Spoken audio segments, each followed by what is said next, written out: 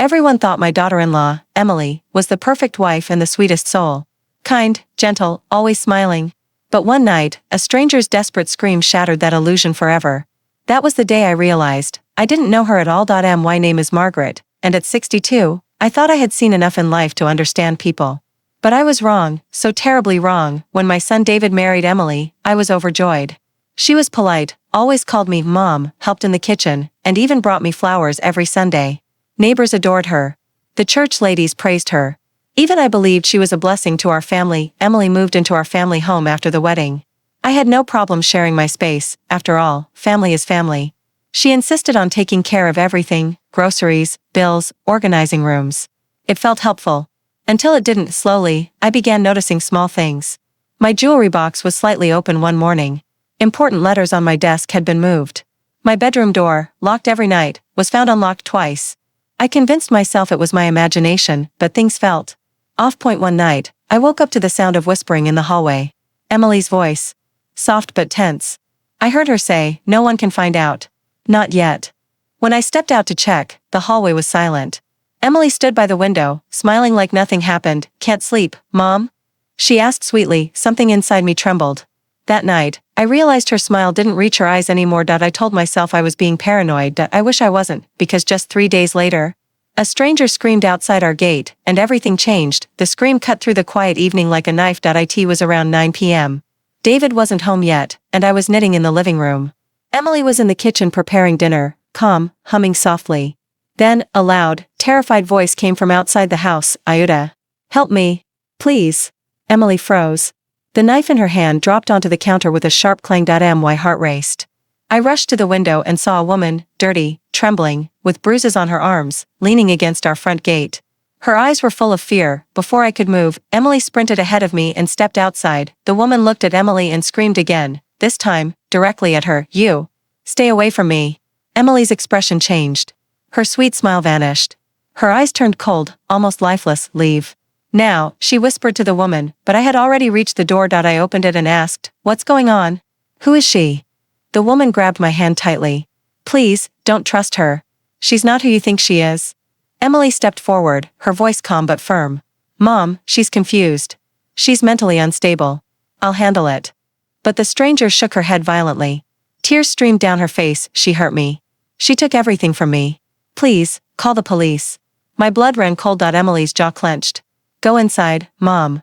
For the first time, I didn't. I looked at Emily, not the smiling daughter-in-law everyone admired, but someone I suddenly didn't recognize. "I'm not going anywhere," I told her. The woman collapsed on the ground, sobbing, and in that moment, I knew, whatever was happening, it was only the beginning. And the truth was darker than I could ever imagine. I called the police. Emily's eyes widened for a second, but she quickly smiled, as if nothing was wrong. "Of course, Mom," she said softly. "That's a good idea." But her fingers were trembling. Within 15 minutes, the blue and red lights flashed outside our home. 2 officers arrived. The injured woman, still sitting weakly on the ground, stood behind me, clutching my arm like it was the only safe place in the world. One officer asked Emily, "Ma'am, do you know this woman?" Emily nodded calmly. "Yes. Her name is Clara. She's unstable. She used to work at the foundation I volunteer with. She's been following me for months." Her voice was soft, believable, but Clara's voice broke with emotion. "No. That's a lie. I trusted her. She promised to help me rebuild my life. But instead, she used me. She took my documents, my money. And when I confronted her, her voice cracked as she clutched her bruised arm. I stared at Emily. "Is this true?" Emily laughed lightly. "Mom, please, you know me." But her smile didn't reach her eyes. The police officer asked to see identification. Emily handed hers over. Then Clara pulled out a small, crumpled paper. Her hands shook. This is the contract she made me sign. I can't read well, but I know I signed my life away." The officer unfolded the paper. His eyes narrowed. "Emily? We'll need you to come to the station to clarify this." Emily's smile disappeared completely. Her voice turned icy. "You have no right." The officer replied firmly, "We do." For a second, Emily looked at me. No fear. No remorse. Only anger, and that's when I realized, the woman I'd welcomed into my home might be a stranger after all. Emily stepped back as the officers gently but firmly asked her to cooperate. Her voice, once sweet and polite, turned sharp like glass. "You're all making a mistake," she hissed. "Mom, tell them. Tell them I would never do something like this." But before I could answer, Clara pulled something else from her torn coat, a USB drive and a folded photo. "This is her," Clara whispered. "This is the place where she kept us. Where she promised safety." The photo showed Emily standing beside a fancy rehabilitation house, smiling, holding scissors at a ribbon-cutting ceremony. The same photo Emily had proudly shown us months ago. Except this one had a logo I didn't recognize. The police officer plugged the USB into his tablet. Videos appeared. Short clips. Women crying. Documents being signed. Emily's voice giving instructions. Cold, transactional.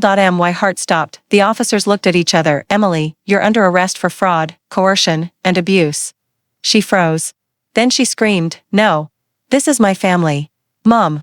As they handcuffed her, Michael ran outside, confused and terrified. "Emily? What happened?" She turned to him, tears finally falling. But they weren't from guilt. They were from losing control. As the police took her away, Clara held my hand and whispered, "Gracias. Thank you. For believing me." The next morning, the house was quiet. Too quiet. I looked at Emily's favorite chair. Empty. Pain filled my heart, but slowly. A strange peace grew inside me, because I finally understood something. Evil doesn't always come with angry faces or loud voices. Sometimes, it smiles, calls you Mom, and lives under your roof. But truth, no matter how late, always knocks on the door.